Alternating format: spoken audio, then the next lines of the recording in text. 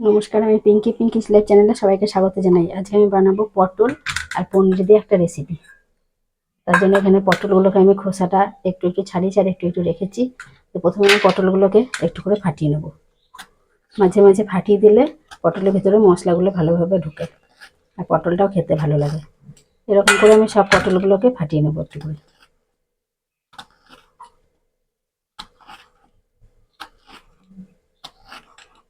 সবগুলোকে একইভাবে ফাটিয়ে নেবো। সব পটলগুলোকে আমি মাঝখান থেকে একটু করে কেটে দিয়েছি। এবার আমি পটলের মধ্যে দিয়ে দেবো লবণ আর দিয়ে দেবো হলুদ। লবণ হলুদ দিয়ে পটলটাকে ভালো করে মাখিয়ে নেব। পটলের সাথে লবণ হলুদটা ভালো করে মাখানো হয়ে গেছে। এবার আমি পনিরটাকে গ্রেট করে নেব। পনিরটাকে আমি এরকম একটা গ্রেটারের সাহায্যে গ্রেট করে নেব।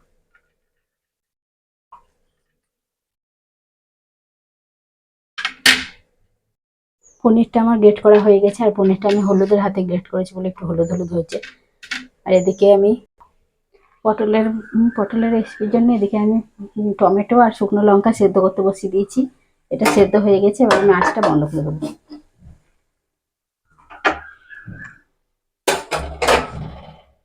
আমি এদিকে তেল বসিয়ে দিয়েছি, তেলটা গরম হয়ে গেছে। এবার আমি পটলগুলোকে ভেজে নেব।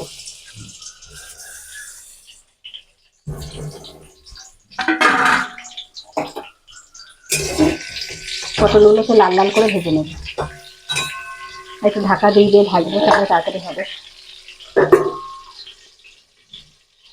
যতক্ষণ পটলটা ভাজা হচ্ছে ততক্ষণ আমি টমেটো আর লঙ্কাটাকে, শুকনো লঙ্কাটা যেটা সেদ্ধ করে রেখেছিলাম সেগুলোকে একটু ঠান্ডা করে নেবো। আর এই সময় আমি টমেটোর খোসাগুলো ছাড়িয়ে দেবো। সেদ্ধ হয়ে গেছে, এবার খোসাগুলো খুব সহজেই ছেড়ে যাবে। টমেটোগুলো খোসা ছাড়ানো হয়ে গেছে। এবার এগুলোকে একটু ফাটিয়ে ফাটিয়ে রেখে দেবো, তাহলে তাড়াতাড়ি ঠান্ডা হবে। ঠান্ডা করে এটাকে পেস্ট বানিয়ে নেব। এরকম করে ছেড়ে দেবো, তাহলে ঠান্ডা হয়ে যাবে। এবারে আমি টমেটো আর শুকনো লঙ্কা যেটা সেদ্ধ করে রেখেছিলাম সেটাকে বেটে নেবো। তার জন্য একটা মিক্সারে দিয়ে দিলাম। এটাকে আমি বেটে নিয়ে আসি। এটা আমি বেটে নিয়ে চলে এসেছি। আর এবার আমি পটলগুলো ভাজা হয়ে গেছে, তুলে নেবো। পটলগুলো লাল করে ভাজা হয়ে গেছে। এবার এগুলোকে নামিয়ে নেবো আমি।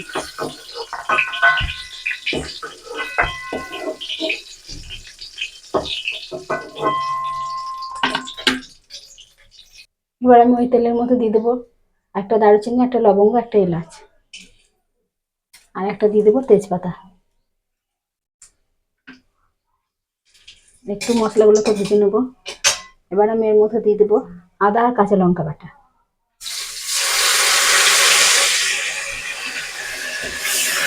আদা কাঁচা লঙ্কাটাও একটু ভেজে নেবো।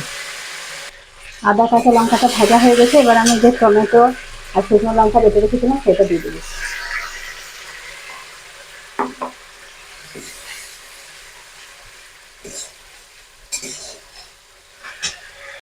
এবার আমি এর মধ্যে দিয়ে দেবো অল্প একটু জিরে গুঁড়ো, আর দিয়ে দেবো লাল লঙ্কার গুঁড়ো, আর দেবো হলুদ গুঁড়ো, আর দিয়ে দেবো পরিমাণ মতো লবণ। দিয়ে আবারও ভালোভাবে মিশিয়ে নেব।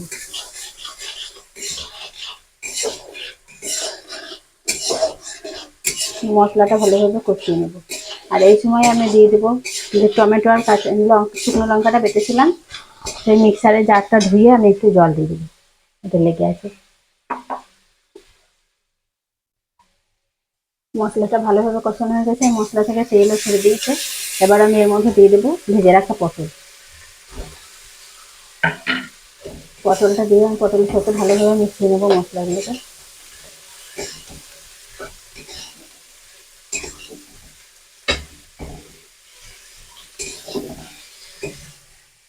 এবার আমি এর মধ্যে দিয়ে দেবো গ্রেট করে রাখা পনিরটা। পনিরটা দিয়ে আবার ভালোভাবে মিশিয়ে নেব।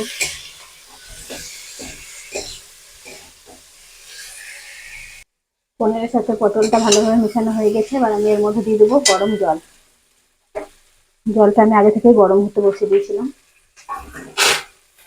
এবার আমি এর মধ্যে দিয়ে দেবো গরম জল।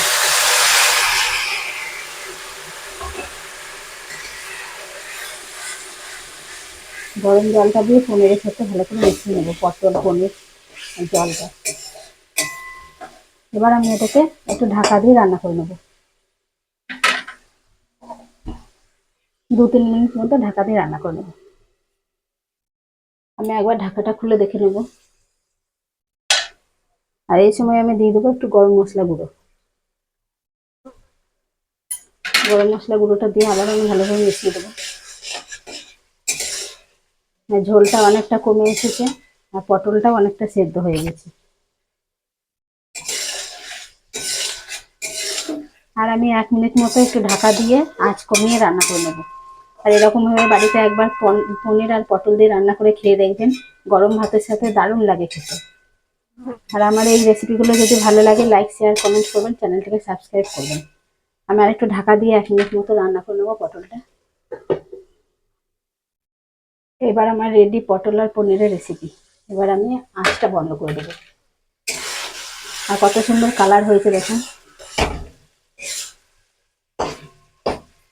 কালারটাও সুন্দর হয়েছে আর এভাবে খেতেও খুব সুন্দর লাগে। এবার আমি এটাকে নামিয়ে নেবো।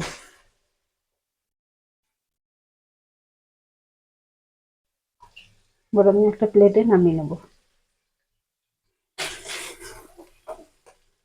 আর কত সুন্দর লাগছে দেখতে দেখুন, লোভনীয় লাগছে দেখতে। এরকম করে বানালে খুব সুন্দর লাগে পটল।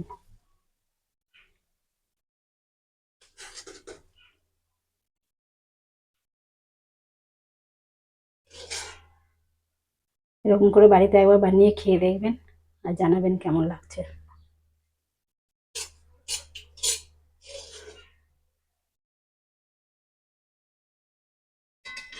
আমার রেডি পটল আর পনিরের রেসিপি।